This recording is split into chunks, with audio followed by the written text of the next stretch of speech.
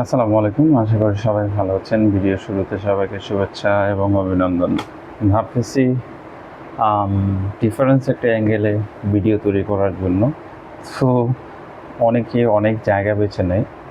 সেই সুবাদে আমি পছন্দ করেছি এমন একটা জায়গায় যেখানে গ্লাসের রিফ্লেক্স পিছনে এবং সামনে সব কিছুই ন্যাচারাল। সেদিকে যাচ্ছি না। ভিডিওটা শুরু করার আগে বলে নিচ্ছি যে এই মুহূর্তে ভাইরাল টপিক বর্তমানে বাংলাদেশের মধ্যে ৬ জন শিশুর মৃত্যুর কারণে ৮ দিন হাসপাতালের লাইসেন্স বাতিল করে দেওয়া হয়েছে।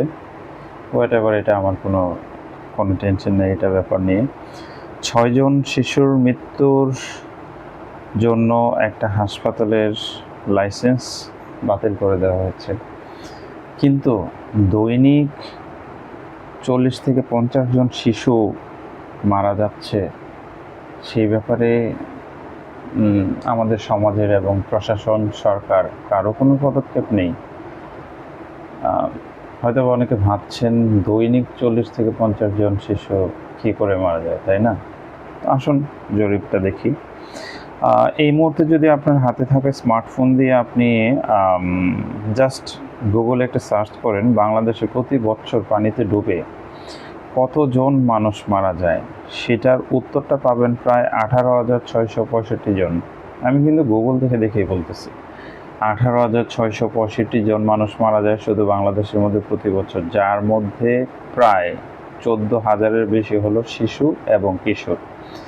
এটাকে যদি আপনি প্রতিদিনের গড় তুলে ধরেন, গড় হিসাবে দেখেন, তাহলে ৫০ থেকে ৫২ জন।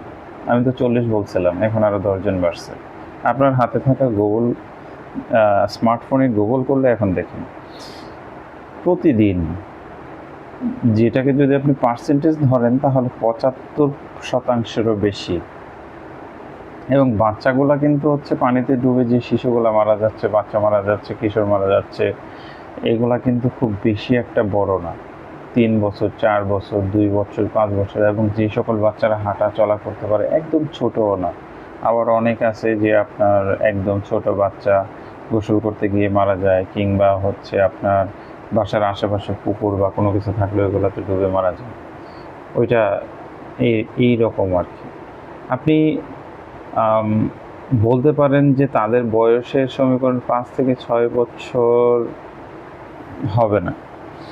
এখন কথা হচ্ছে, আপনি যদি ৬ জন শিশুর মৃত্যুর জন্য একটা গোটা আস্ত একটা হাসপাতালের লাইসেন্স বন্ধ করে দিতে পারেন, তাহলে দৈনিক ৫০ থেকে ৬০ জন বাচ্চা মারা যাচ্ছে, শিশু মারা যাচ্ছে। এই দায়ভার কার? কে নেবে? কাকে নেওয়া উচিত? কী করা উচিত? এবং সবচেয়ে বড় ব্যাপার হচ্ছে, এই যে পানিতে ডুবে মারা যাচ্ছে, অধিকাংশ মানুষই সাঁতার জানে না। সাঁতার জানবে কী করে? আপনি, আমি, আমাদের আশেপাশে পরিবার, কিংবা হয়তোবা অনেকের পরিবারের বাবা মা, ভাই বোন, আত্মীয় স্বজন, ৪ থেকে ৬-৭টা জেনারেশন সাঁতার জানেই না।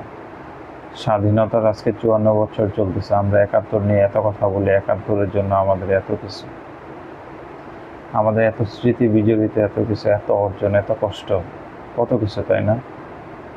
অথচ দৈনিক হারে ৫৪ বছরে আপনি একটাবার চিন্তা করেন কতগুলো মানুষ মারা গেছে শুধু কোনো প্রকার যুদ্ধ, রক্তক্ষয়ী, কোনো মহামারী, কিংবা কোনো হত্যাযজ্ঞ ছাড়াই ৫৪ বছরে কতগুলো মানুষ মারা গেছে? প্রশ্নটা রইল। তাছাড়া কিছুদিন আগে দেখলাম একটা মেডিকেল কলেজে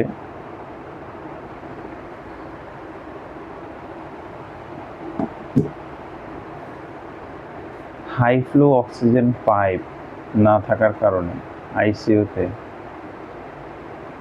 হামে আক্রান্ত হয়ে একটা বাচ্চা মারা গেছে। এটার দায়ভার কার? এটার জন্য কে নেবে? তাহলে কিছুদিন আগে অন্তর্বর্তীকালীন সরকার শুরুতেই মনে হয় মাইলস্টোন স্কুলের মধ্যে যে বিমান ক্র্যাশ করলো, যে কতজন বাচ্চা মারা গেল, তার জন্য স্কুল বন্ধ কি করা উচিত ছিল? প্রশ্নটা থাকে। আসলে বেশি বললে আবার অন্যদিকে চলে যেতে পারে ভিডিওটা। আজকে এই পর্যন্তই, ভালো থাকবেন। আসসালামু আলাইকুম।